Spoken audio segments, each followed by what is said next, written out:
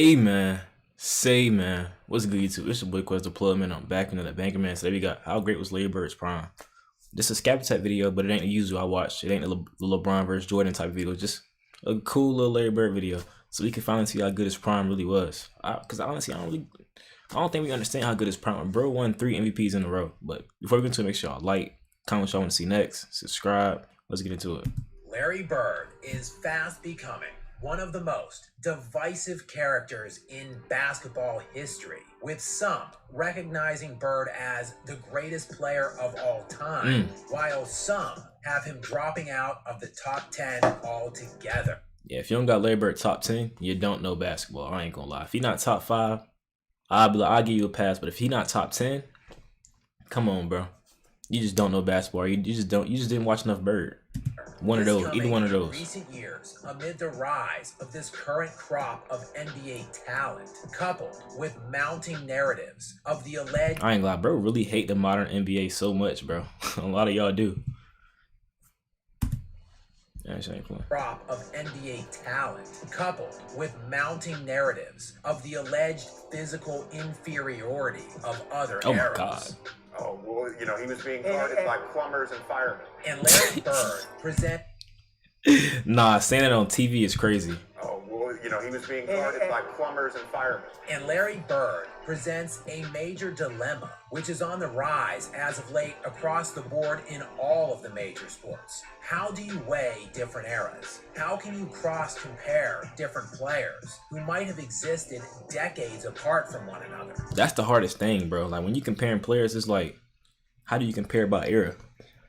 You know, Wilt Chamberlain, Bill Russell, they was playing like, you know, basketball wasn't as developed back then, so and it wasn't that many teams, so they wasn't playing as much comp as we playing nowadays, or what Larry Bird and Jordan was playing, because you know what, they didn't have that type of basketball ability back then. So it's kind of weird, like how we compare players from all different times. It's like basketball is constantly evolving, so like I don't know, it's hard, but we do it anyway. That's just how it goes. But Played against varying levels of competition and in starkly contrasting league their players who might have existed decades apart from one another, played against varying levels of competition and in starkly contrasting league-wide environments. How can you factor in elongated time of play and peak performance extension amid technical advancements in nutrition, supplementation, training philosophies, and implementation? That's facts. This really comes like, you know, when we use longevity as an argument for like LeBron or something. It's like, of course, players nowadays gonna play better longer. You see Curry, KD, like players not really declining like that anymore as fast as they used to. I mean, it's because of modern technology. So it's hard to say, oh, LeBron played 20 years, Jordan only played 15, Bird only played 13, Magic only played 13. It's like, it's hard to compare that because technology, of course, is gonna be easier for us to, you know, advance, like keep our bodies good for a longer time. So fundamental, especially when you got people like Larry Bird, who I don't know, he probably wasn't even working out in the off season like that. He was probably doing other things, like, you know, working on his mom's yard, things like that. Training philosophies and implementation. Fundamentally, the answer is complex. Bro, what are you talking about, man? But one element of comparison is easy. How dominant were you in your own time? Okay. How much did you excel against the competition within your own era? And how feared were you? And Larry Bird has one of the shorter careers of any all-time great in NBA history, as he was drafted with the number 6 overall pick in the 1978 draft by the Boston Celtics at the age of 22. Dang. But Bird opted to return to Indiana State for his senior year in college and forego entry into the NBA. That was a risky thing for Bert to do, even though he already knew he had a spot. But going back to college for another year, it's crazy.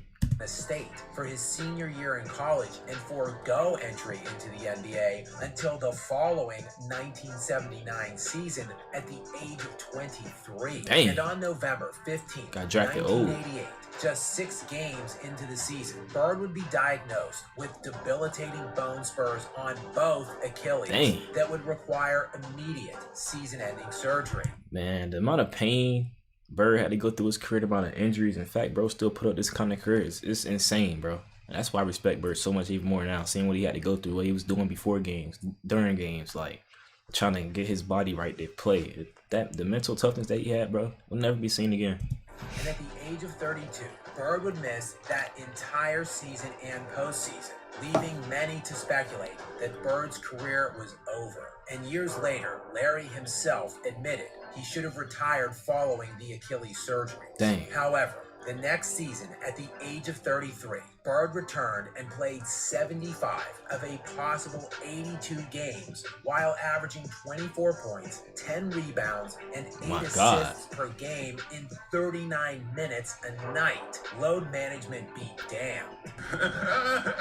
Bro always got to throw some shots, bro, at Bron. But the decline would set in sharply, and Bird's reluctance to miss games or sit out nights throughout his career, coupled with his intensely physical style of play, took its toll. In all, during his final 4 seasons, Bird missed 142 of a possible 328 games. Dang. And that was after missing only 27 total games over his first 9 years in the NBA. Dang, them injuries finally caught up to when he got older, bro. That's how it be. Due to the sharp fall-off amid a body that quickly failed him, Larry Bird played a total of only 897 regular season games and 164 playoff games throughout his entire NBA career. Compare that to the self-proclaimed GOAT, who many believe has surpassed Larry Legend in recent years as the greatest small forward in NBA history.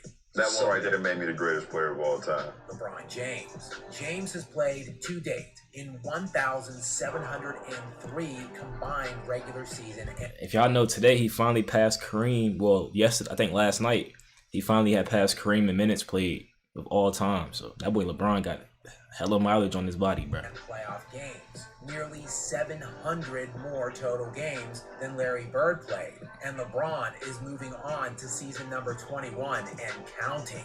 It is conceivable that James will end up playing in twice the amount of games as Larry Bird. It's no wonder James and other all-time great players dwarf Bird's statistical accumulation with the relatively limited career Bird had in terms of time played. But in understanding the context of his career from a peak standpoint, and when factoring in the NBA built around him at the time, Bird produced arguably one of, if not the best primes ever. Coming into the league the same season as Earvin Magic Johnson in 1979, it would be Bird that won Rookie of the Year that season, while also being named to first team All-NBA and making the NBA All-Star team in just his rookie season. One thing I say, bro, I definitely got Bird above Magic, bro. I got to say it, bro. I feel like Magic was the greatest passer ever, but Bird is literally right there behind him. Bird, one of the best passers ever, and you wouldn't know it. And he played a little bit better defense than me. Also, he's got that passing ability and he can shoot, bro. I feel like Larry Bird's shooting and scoring ability is what just take him above Magic to me. And from that 1979-1980 season, Bird would be named first-team All-NBA for the first 9 seasons of his career. That's crazy. While the Celtics would make 8 conference finals over those 9 seasons. And this Eastern Conference was a far cry from that of the Chosen Ones era that he conferenced. Oh my God, he just dropped, bro. Cry from that of the Chosen Ones era that he feasted on. Bro, like, why do you got to keep throwing these shots at LeBron? We just talking about how great Larry Bird is. Now in y'all comments, y'all see when I call bro a hater. This is not hating to y'all.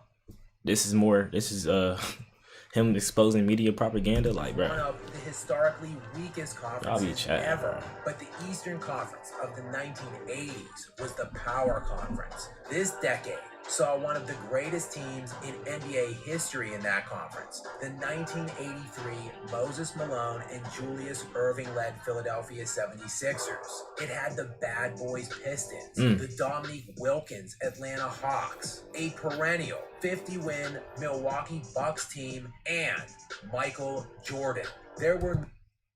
I ain't gonna lie, bro, in the 80s, the East was way more stacked than the West. You know, usually it's the West always stacked compared to the East, but the 80s, oh my God, who was Magic playing in the 80s? Who was Magic playing in the West? I know he played the Rockets, the Sonics. I don't know. The Jazz, was they established yet in the 80s? I don't know.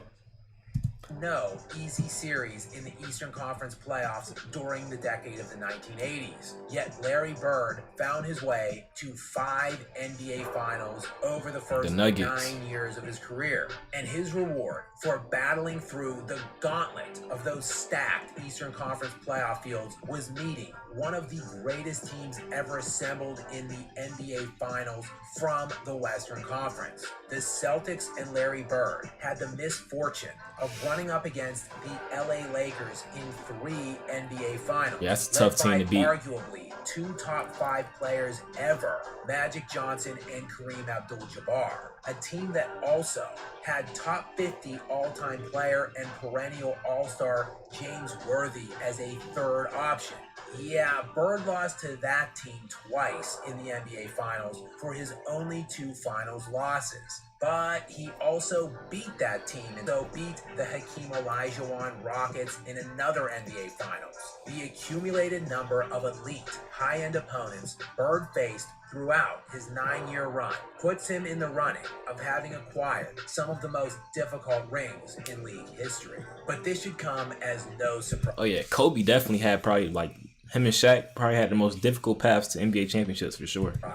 Since Larry Bird was one of the most high leverage winners the sport of basketball has ever seen, as the Celtics were just 32-50 and 29-53 the 2 seasons prior to Bird's arrival. But in just his first season in the NBA as a rookie, Bird elevated the Celtics from 29 wins to 61 and took Boston all the way to the Eastern Conference Finals. And over the 9-year run until his dual Achilles surgery practically ended his career, the Celtics won an average of 61 games a year. Oh my God, they averaged 61 wins a year? Yeah, bro, Larry definitely one of the greatest winners ever. His impact to a team's success is crazy, bro.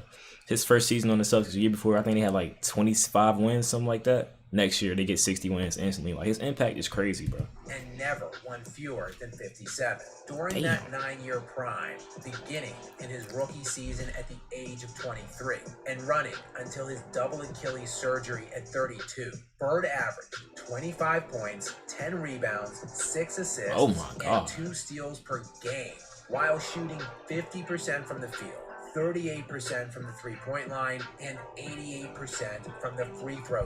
Right, those stats is OD. Right. During that 9-season run, Bird finished top 5 in MVP all 9 seasons, with an absurd 4 second-place finishes during that time and 3 first-place finishes. His 4 runner-ups were to Moses Malone twice, Julius Erving, and Michael Jordan. His 3 league MVPs were won consecutively. Oh my God, bro. Again, look at the comp he have just for to get the MVP award, bro. Young Jordan, Magic, Prime Magic, Clyde, Hakeem, all these players, Charles Barkley, Dr. J, bro. Over the span of 1984 to 1986, and done in a league that had Magic Johnson, Kareem Abdul-Jabbar, Moses Malone, Julius Erving, Dominique Wilkins, Charles Barkley, Hakeem Olajuwon, and Michael Jordan. In the 1980s era, an era defined by arguably the greatest collection of high-end historical NBA talent. I can't lie, the 80s might be the best decade ever, bro. Just hearing all that talent, bro, oh my God. Because even the players from the 90s, they played in the 80s too, and they still was somewhat in their prime. A lot of the good players from Carmelo, Jordan, Clyde, all the players from we know from the 90s, Hakeem, they was good in the 80s too, bro. So the 80s might be the best decade in terms of talent. Collection of high-end historical NBA talent. The case that Larry Bird was the greatest player of them all during that decade is an easy one to make. So while players that have played drastically longer than him might have stacked more stats than him, what if the question was how dominant were you in your own time? How much did you excel against the competition within your own era? And how feared were you as a player? Under those parameters of evaluation, it is clear that Larry Bird still stands on an island with very few guys who have ever played in any era. Facts. I got bro my top 3. Jordan, Brian, Bird. That's my top 3. I ain't gonna lie. That's how much respect I got for Larry Bird, man. I be thinking I be hating on Bird. I don't put enough respect on his name. I got bro top 3. Got him over Magic, over Kareem, over Kobe, Shaq. A lot of these players, Tim Duncan, like a lot of great players, man. I got him over him, Hakeem.